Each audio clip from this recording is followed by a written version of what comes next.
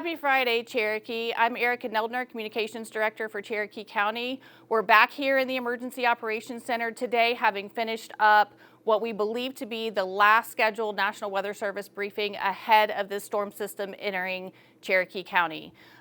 Couple of things to hit off on from the start is we are now in an ice storm warning. This is an upgrade to what we were before. We are actually in the extreme area. On the accumulations map, we're in the purple section. We're looking at 1/2 inch to almost an inch of ice and some wind gusts, which could cause some catastrophic situations. We're coming to you today. Please make sure you're prepared ahead of the storm system coming in. We'll talk about timing in just a few minutes. And please, once this weather comes in, please stay home, stay off the roads. Back with me today is EMA Director Daniel Westbrook. Director, can you tell us more about what we learned at the National Weather Service briefing today? Yeah, so with this briefing, we kind of got a little more details and a little more specifics about what's going to happen. So as Ms. Neldner was saying, we're now in the kind of extreme area that the National Weather Service has outlined, just depicting that we are capable of having a very high-end, long-duration ice storm for Cherokee County. And that is something we really haven't faced since, well, we had something in 2014, an ice storm that impacted roadways pretty significantly. But the last major ice storm that impacted power lines, trees, and roadways was back in January of 2000. And this is going to be very similar to that in the terms of accumulation and temperatures and potentially impacts. That was a very high-end damaging event for Cherokee County. So we want everyone to realize that this is for real, that we are going to have impacts, and that we're going to have a significant accumulation of ice, very possible across all areas of Cherokee County, not just your typical areas in the north or eastern sides of the county. All areas of Cherokee County are at risk of seeing up to 1/2 inch or greater, up to 3/4 of an inch, or maybe even full-on inch of ice throughout Cherokee County, which will create major impacts to roadways. It will bring trees down, it will bring power lines down, causing significant long-term power outages. And let's talk a little bit about the precipitation transitions. They talked a lot about it on the briefing today, and it could get confusing out there. So we're going to start with some rain on Saturday, which is going to transition later into the evening into some freezing rain. Let's go into Sunday and what we may see, and even into Monday and Tuesday with the cold temperatures coming in. Yeah, so we're going to initially start off with the rain and transition sometime during the afternoon, evening hours to freezing rain.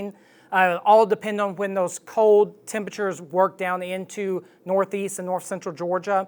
And then on Monday, or through Sunday and Monday, we're going to see significant freezing rain accumulations. We could see some rain mix in at the very end of this event, late Sunday, and that could help us a little bit. But the main impacts are already going to occur in that late Saturday through Sunday timeframe, and then it should taper off sometime very early Monday morning. But then once the precipitation ends, another shot of very cold air is going to come down into Monday morning, which will refreeze anything if we do happen to get above freezing with some rainfall late Sunday. And some of the lows that are predicted right now early in the week, we're talking in the teens. So we're talking deep freeze of what's already laying on the road, what's already in the trees, and what's already on the power lines. Are there any additional preparedness tips you can share with our residents as we go into the final timing of this weather event coming into the county? Yeah, so right now you still have time to get the preparedness activities you need to have done completed. Right now you can, till early Saturday morning, you will have time to complete those activities, get your home ready, get your family prepared, make sure your vehicle's prepared. If you need to work on your generator, make sure that's done. Also, make sure everything's properly ventilated. If you have a generator, if you have heating elements in your house like space heaters, make sure you're following the recommended directions for those. We don't want to have these heating elements cause structure fires, or if anything is improperly ventilated, that could cause carbon monoxide poisoning. So we want residents to make sure they're doing everything they need to keep themselves safe, but also keep themselves warm throughout this event. Just make sure you have everything you need, medication. If you have home needs that are specific to your family, make sure you have everything you need, because once this event begins Saturday afternoon, evening, you may be stuck at that location through next Monday or Tuesday, depending on how much ice we get and all the impacts. Because even if the roadways don't have as much ice on them later, early in the week, we may still have trees across roadways just because of the impacts from this event. So make sure you have all your preparations completed by Saturday morning, and that way you don't have to worry about anything, you don't have to stress about anything. You can sit there, watch the event, and make sure that everything is completed for you. Thank you, Cherokee. We hope you're taking this seriously and that you are prepared. Again, when this event hits, please stay off the road. If you need emergency services, call 911. Stay safe, Cherokee.